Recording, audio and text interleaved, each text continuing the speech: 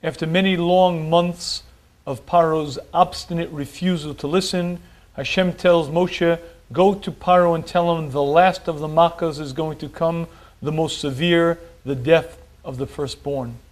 When Moshe Rabbeinu comes to Paro, he says something very interesting. He says to Paro, all of the firstborn in Mitzrayim are going to die, and all of your servants are going to come running to me. Rashi notes that that wasn't exactly what Hashem said to Moshe. Hashem said to Moshe that Paro will come running to you.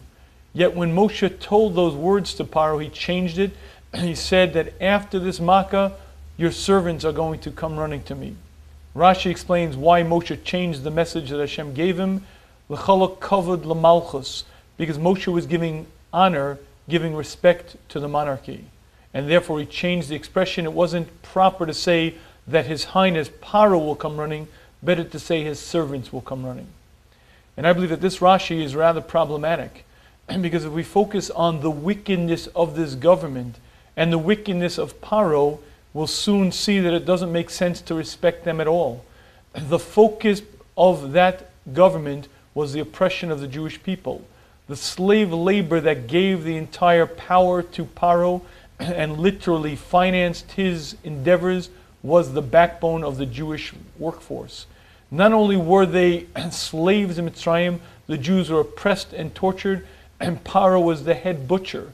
Paro slaughtered 150 Jewish babies in the morning, 150 at night for him to cure his saras. He was a wicked individual.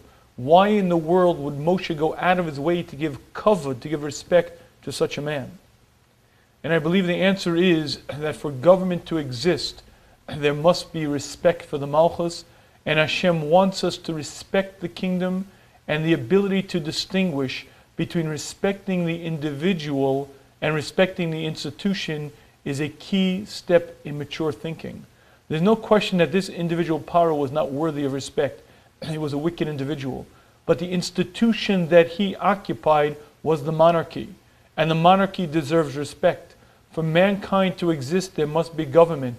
For mankind to be ruled properly, there must be leaders. And Hashem wants us to respect those leaders despite the fact that they themselves may not be worthy of respect. The institution that they occupy is, even if that institution has turned to wickedness, for mankind's preservation there must be government, there must be law and order, and therefore each human being, each citizen must respect the Malchus, must respect the monarchy.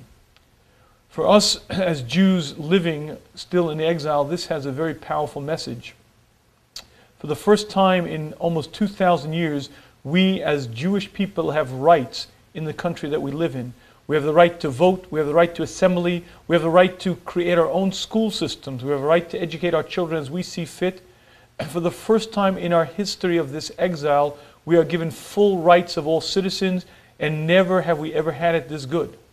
And all the country that we ask for makes the request of us is that we act as good citizens, pay taxes, abide by the laws of the land.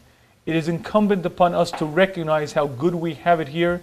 It is incumbent upon us, based on the Torah principle of respecting the Malchus, to respect the laws of the land, to act as law-abiding citizens, and to recognize quite how good we have it here and treat the laws of the land with the respect due to them.